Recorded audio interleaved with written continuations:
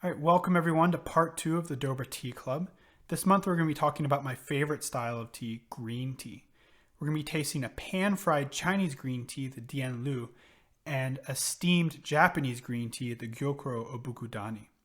We're going to be talking about the emergence of tea culture and the influence of different religions on tea culture, and we're going to be talking about the Japanese tea ceremony. So let's begin.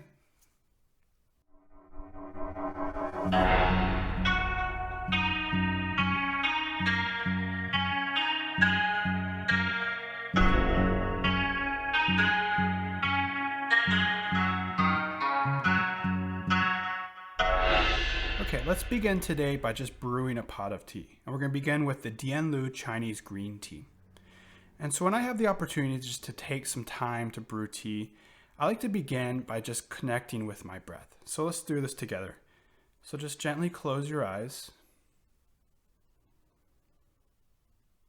and just connect with your breath.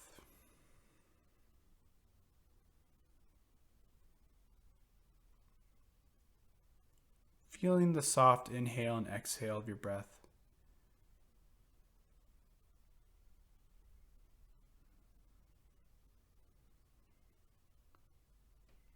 And just feeling that initial layer of tension melt away.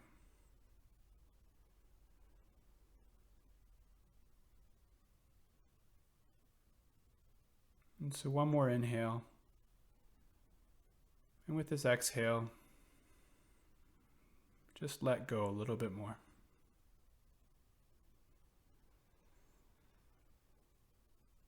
And so now you can gently open your eyes. And so when I do this before I begin brewing, it allows me to be more present with my brewing practice. It allows me to move more fluidly through the steps of my brewing. And it heightens the experience for me so I can savor the tea more and I can just savor the experience as a whole. Okay, so let's go ahead and begin with brewing, and we'll walk through the 4 parameters just as a recap from last time. And so I began by just pouring a little bit of water into my gaiwan just to rinse my vessel. And just pour this water through. So from my gaiwan into my serving pitcher, into my teacup. And now I can throw this water out. So we'll start with the first parameter, the weight of dried leaf. So I have my 4 grams of tea here. And so go ahead and just take a moment to see, just to notice what these dry leaves look like. So this is a Chinese pan-fried green tea. So we're going to go throw our 4 grams into our gaiwan. And so now we need to do our water temperature. With green teas, you're always going to want to do a lower temperature. So we're looking for 80 degrees Celsius. So we're going to pour our boiling water into our serving pitcher here. And we've also introduced our volume of water, which is about 4 to 6 ounces. And so now we need to cool this water. So I'm just going to toss it a couple times. Toss it in my teacup and back in. I'll just do this a couple times.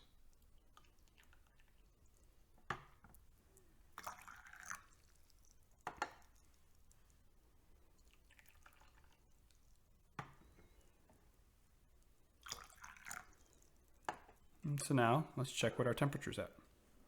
And again, we're looking for 80 degrees Celsius.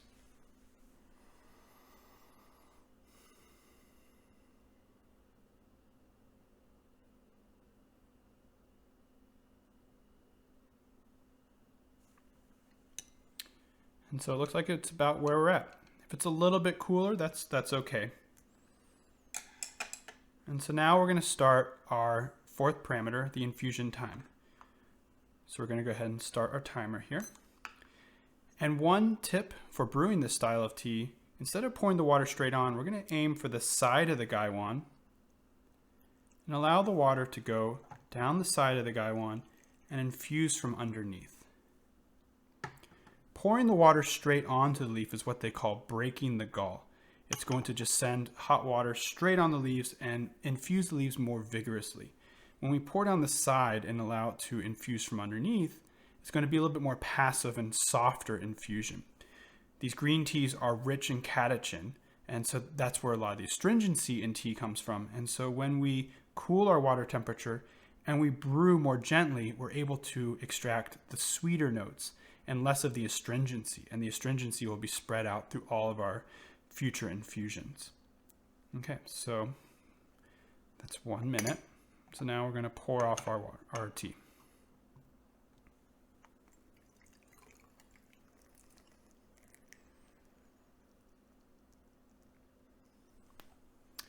And let's just take a smell of this tea.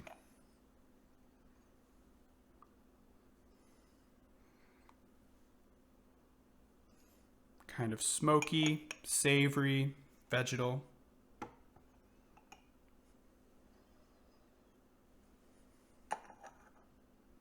But a light, fresh aroma to it.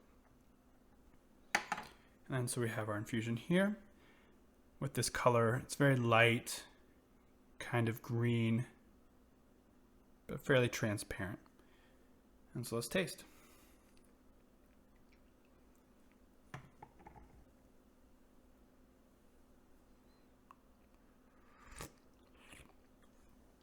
And so when drinking these green teas, one little trick I like to do is bring the liquid onto your tongue and pull it across your tongue in kind of a slurping way. And this allows the aromatics of the tea to open up in your palate. With these green teas, they tend to be a lot lighter in flavor. And so by doing this style of tasting, we're able to notice the more nuanced subtleties of these teas. And yeah, so it's a very light, sweet flavor, a little bit of smokiness, a nice light body to the tea, kind of vegetable, kind of like maybe a green bean.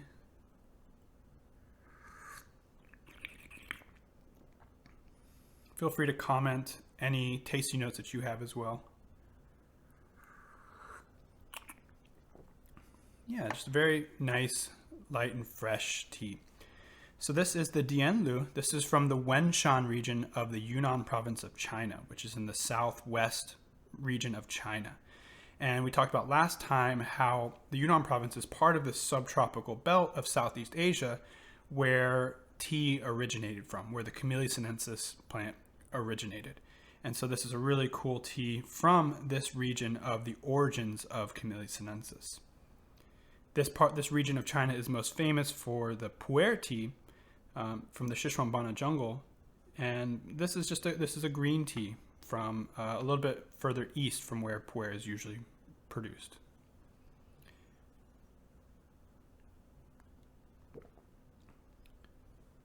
Okay, so enjoy this infusion. If you'd like, you can continue to re-infuse this tea by just pouring some water in here, cooling it. You can start to raise the temperature a little bit and then brew for 1 minute.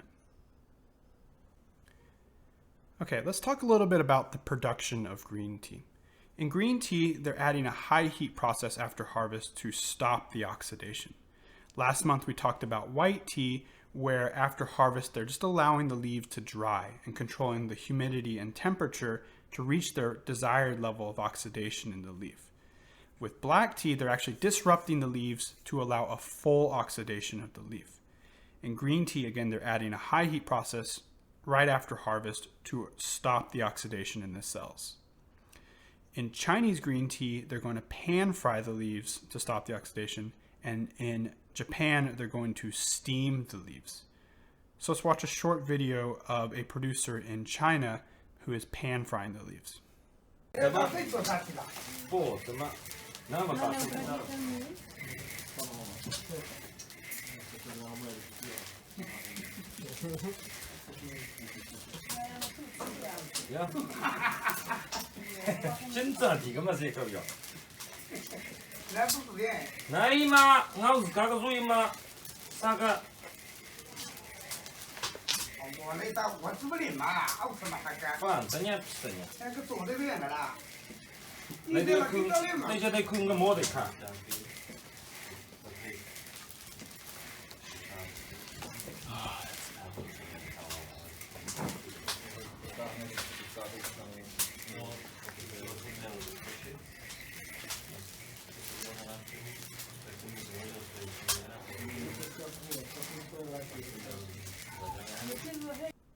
Okay, so what we saw in this video is the tea master tossing the fresh leaves in the wok. And you'll see that he's doing a tossing and a rolling and a retossing of the leaves.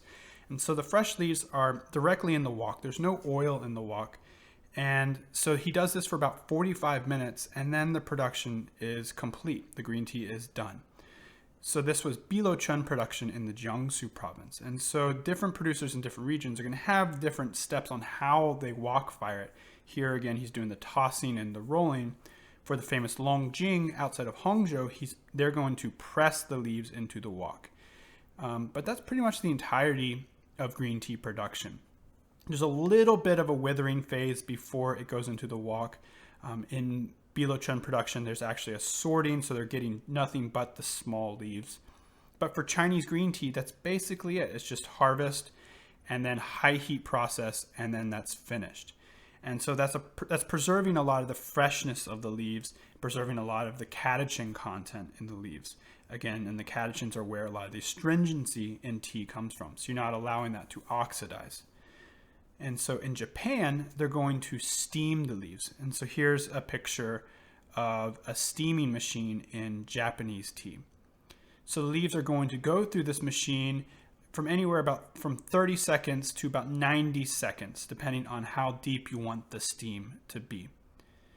And this again happens pretty shortly after harvest. And then from there in Japanese tea, they're going to do a few processes just to kind of extract a little bit more water and just dry the leaves, and then they're going to shape the leaves. So that's basically all there is to green tea, is a high heat process and a shaping. And whether those occur at the same time kind of depends on the tea master. But that's pretty much it. So green tea is a pretty simple style of tea production, and it yields just a very fresh, fragrant style of tea. So green tea is most often going to be found in the early parts of the harvest season. Some of the highest quality green teas and some of the highest price green teas are going to come from the early spring harvest, beginning sometimes in March, but around the Qingming festival on April 4th or April 5th. And so a lot of regions are only going to produce in this tiny window from about March to late April. You will find green tea production throughout the rest of the year, but because we're looking for such an amazing freshness to the leaf, it generally only comes from the early part of the year.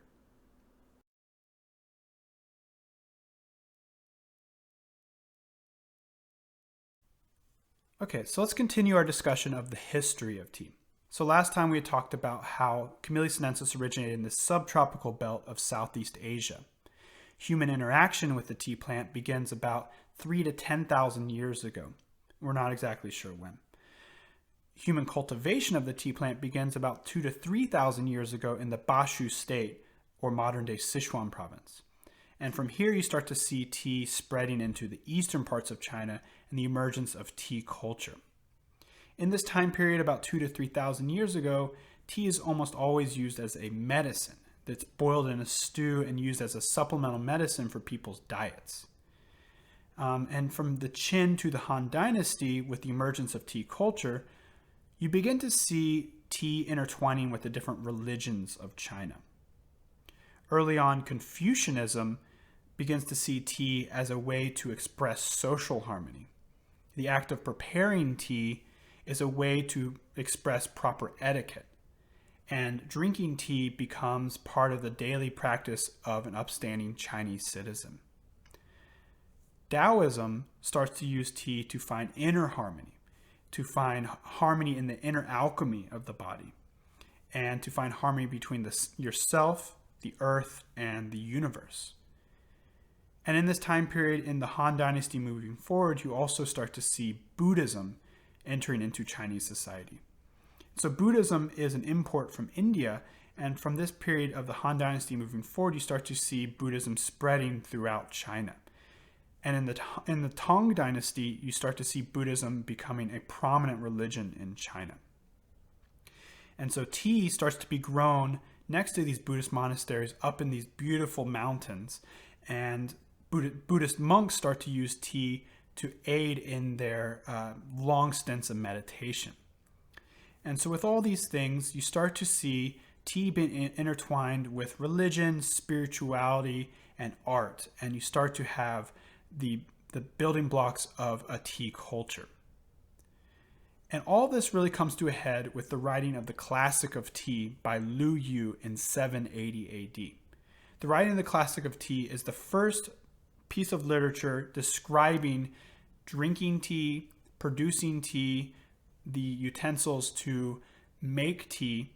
And so Lu Yu rises to prominence as the tea sage because he becomes this figurehead for tea and tea culture. Lu Yu and his friends would wander off into the mountainsides and prepare tea and write poetry, calligraphy, talk philosophy. And so this tea begins to be used as this transcendental way to experience the world, to wander off into the mountains and see the beauty of life. And so Lu Yu becomes a very prominent figure in this development of tea culture. And so in this time period as well, in the Tang Dynasty, you start to have Japanese monks traveling to China to study in the Buddhist monasteries of China. And in 803 AD, two Japanese monks, Kukai and Saicho, return back to Japan with Buddhist texts and with tea seeds. And so they start to talk to the people of Japan about tea drinking. And it doesn't quite catch on in Japanese culture until the monk Myon Eisai returns from studying in the Buddhist monasteries of China in 1191 and returns back to Japan. And with him, he brings back two things. He brings back Zen and he brings back matcha or powdered tea. And he also brings back tea seeds. And he plants these tea seeds on Hirado Island in the south of Japan. And Eisai also writes the Kiseyo Joki, which is a document talking about the health benefits of tea. And with the Kiseyo Joki, he preaches that the Japanese should start to drink tea because it would be good for their health. And so this is a huge step in spreading the popularity of tea throughout Japanese culture. And so these tea seeds that were planted in Hirado are then gifted to the monk Myo at Kozanji Temple north of Kyoto. And these tea seeds that are planted at Kozanji Temple become the first real tea garden in Japan. And Togano tea from Kozanji Temple becomes acclaimed as the best tea in Japan. And shortly after this, tea seeds from Kozanji are then brought down into Ujitawara south of Kyoto, and they're planted in the Obuku Valley of Ujitawara.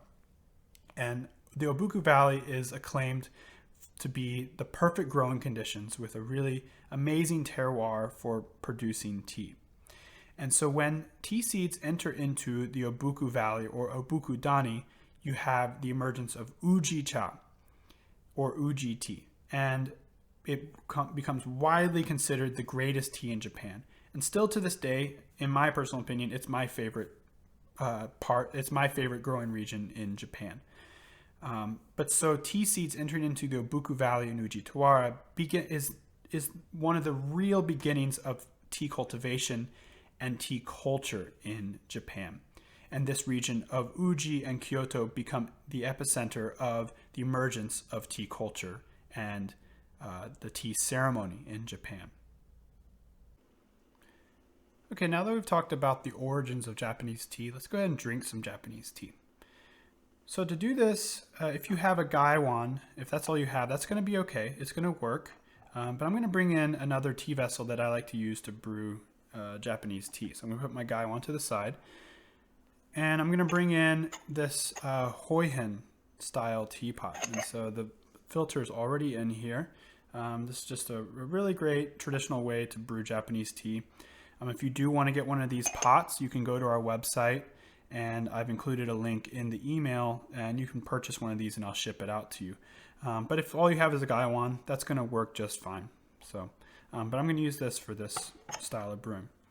And we're going to be drinking the Gyokuro Obukudani for this one. So I'm just going to begin, as always, just a little rinse of the vessels.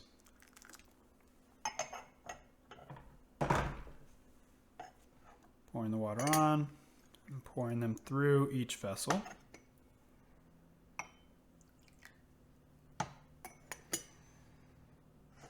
And just pouring this water off. And so the Gyokuro, you're going to see that we're going to be doing 60 degrees Celsius. That's far below boiling. And another thing that we're going to actually do is we're going to lower our volume of water to half the amount, to about 2 ounces. So I'm going to go ahead and get my water cooling for this tea. And I'm just going to pour a little bit. You could do your normal 4 to 6 ounces if you'd like for this tea, but I'm going to show you a kind of a traditional way to brew Gyokuro in that we're doing a more concentrated, a lower temperature with more concentration. So we have our water beginning to cool here. I'll just go ahead and throw my thermometer just to kind of monitor. And now I have my 4 grams of the Gyokuro. And let's go ahead and just first look at these leaves here. And you're going to notice how drastically different this is to the first tea, the Dian Lu. You can see the really lush green color to these leaves and the thin kind of pine needly shape of the leaves. This is very typical of Japanese green teas. And again, this is the Gyokuro Obukudani. So this tea is actually from the Obuku Valley, which we had talked about in the history discussion, where tea seeds were first planted in Ujitawara. So this is from a region of Japan with the origins of Japanese tea. So we're going to go ahead and throw our 4 grams into our pot here. And so we still have a ways to go on our temperature, so I'm just going to go ahead and give it a few tosses here.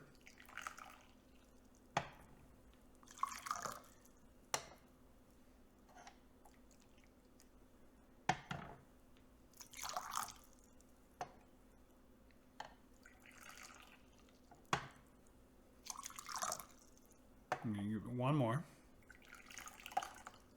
Let's just see where we're at. 60 degrees can be kind of hard to get to. It's pretty low down there.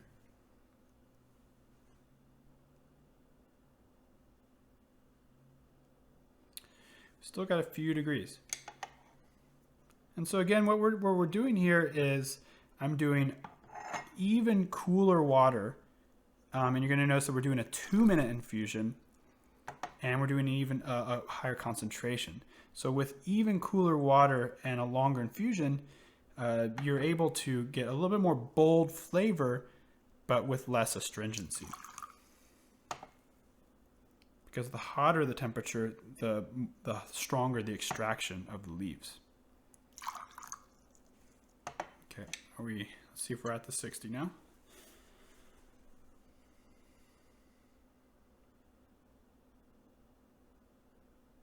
Yep, I think we finally made it. Okay, so I'm going to go ahead and start my timer here. And I'm going to pour my water on.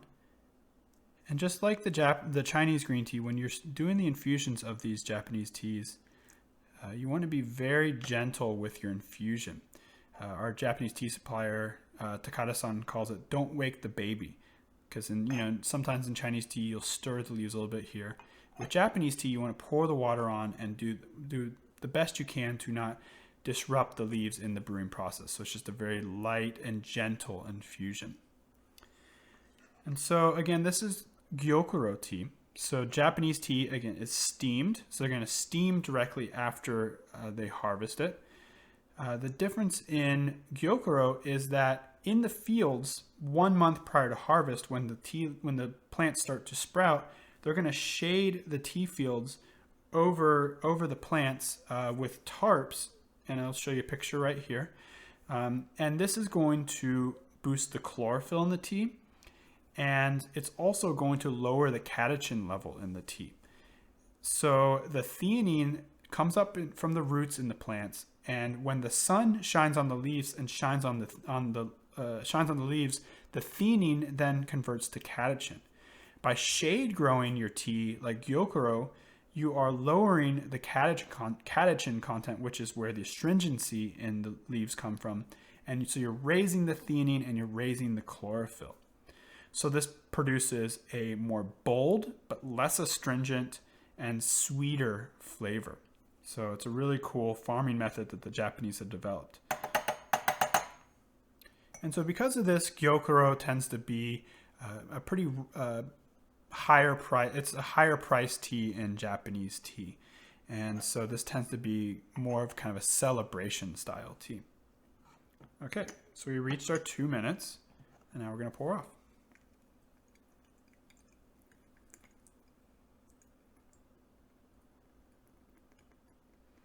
And the Japanese will actually sit here and get every single drop.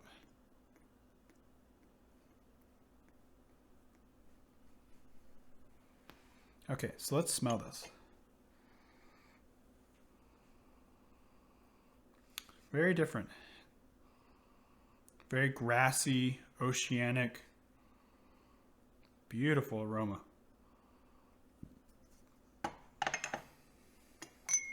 And then you're going to notice in the color here, a little bit brighter green, again, because it's steamed. So you have a little bit more neon green to the color. And so let's drink. And if you're doing the concentrated style of brewing, you're in for a treat. Just puckers the mouth, just bold, bold flavor. It's very bold, but it's not astringent. That's what's really cool about this style of brewing. Very, very vibrant tea. One of a kind. Yeah, so that's the Gyokuro Obukudani. Okay, so you're welcome to do another infusion of this tea if you'd like. And you can do the 2-ounce method or the 4 to 6 ounce method. It's totally up to you. But one thing to note when reinfusing Japanese teas is that the second infusion should be dramatically shorter.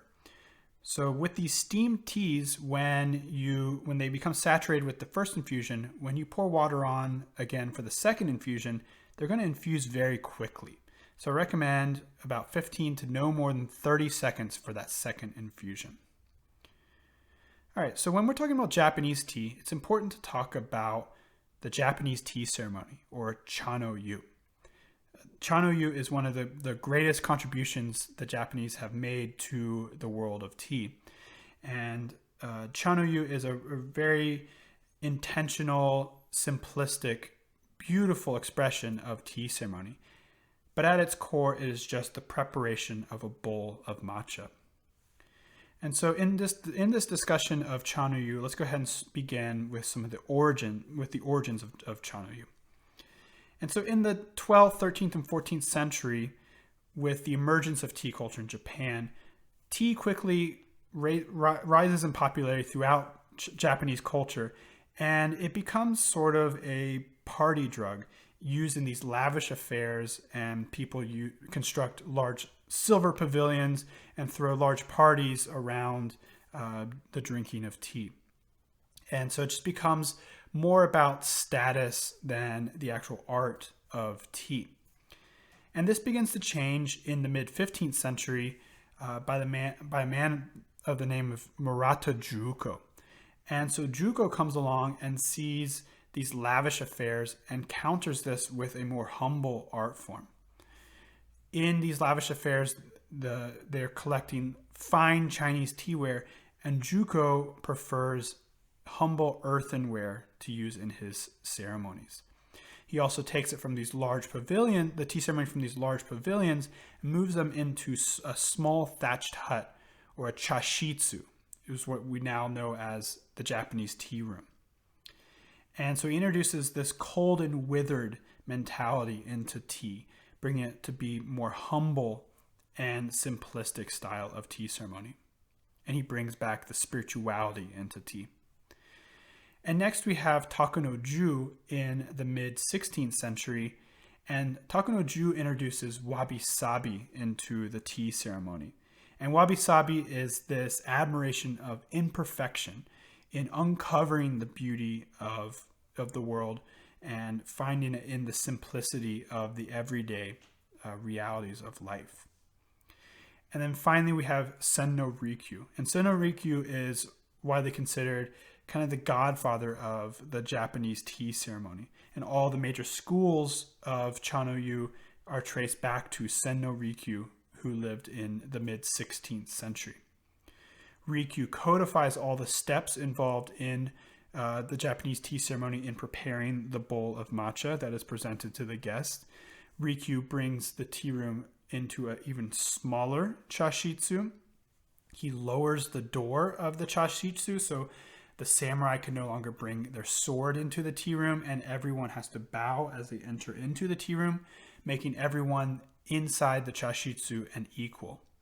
And so Sen no Rikyu is a very prominent figure in the development of the Japanese tea ceremony. And so a poem that Sen no Rikyu would often recite, to me, epitomizes a lot of the core values of the Japanese tea ceremony. The poem goes, "To those who long only for cherry blossoms, how I'd like to point out the grass of spring in the snow of a mountain village."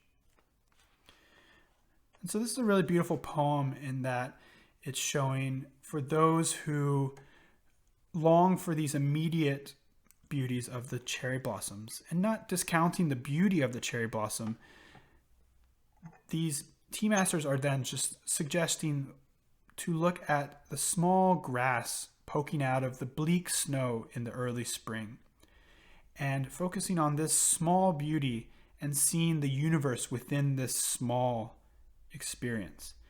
And with this practice, we start to see beauty in all things. We start to see beauty in the small, minute imperfections of life. And as we take the time and humility to focus on these small things, we start to see a larger picture and a larger beauty to the universe. And so it's a really beautiful expression through the Japanese tea ceremony. In the Japanese tea ceremony, people walk through a beautiful garden on the way to the chashitsu. And through this walk, there's all kinds of small intentionalities. The size of the stones, whether the stone is smaller, encourages you to walk faster. And then there'll be a larger stone on your path, which encourages you to stop and look at some beautiful, beautiful vantage point of some tree or flower. Flower arrangements within the tea room are very intentional to evoke a certain emotion. So it's a really beautiful expression of tea. A really interesting aspect of the story of Chanoyu is actually the death of Sen no Rikyu. So Sen no Rikyu had risen to the upper echelons of society to become the personal tea master to the Emperor Hideyoshi. And this brought wide acclaim in Japanese culture to Sen no Rikyu. And at the height of his acclaim, we're not exactly sure why, but Emperor Hideyoshi sentences Rikyu to death. These two men were great friends, and Rikyu was a great servant to the emperor. But we assume it would be from jealousy that Hideyoshi sentenced Rikyu to death. And so on a cold April morning, Rikyu held one last tea ceremony for his friends, and he offered the bowls of teas to all his friends, and they all drank the bowls. And Rikyu then smashes his tea bowl, saying the misfortune bestowed upon him should never be brought upon anyone else. And his friends leave, and Rikyu, alone with just one witness, writes 2 death poems and then disembowels himself. So it's a very tragic end to a very powerful, influential figure in the development of tea ceremony, but interesting story nonetheless. So from here we have the further development of Chanoyu and the further development of tea culture in Japan. And into the 18th century, we then start to have the emergence of loose leaf tea, moving from strictly just powdered tea into loose leaf tea. So, and into the modern day with teas like this Gyokuro that we have here. Okay, so that brings us to the end of the session today. As always, if you have any questions, feel free to email me, or you can put them in the comments and we can have a discussion together as a group. But thank you so much, as always, and I'll see you next month.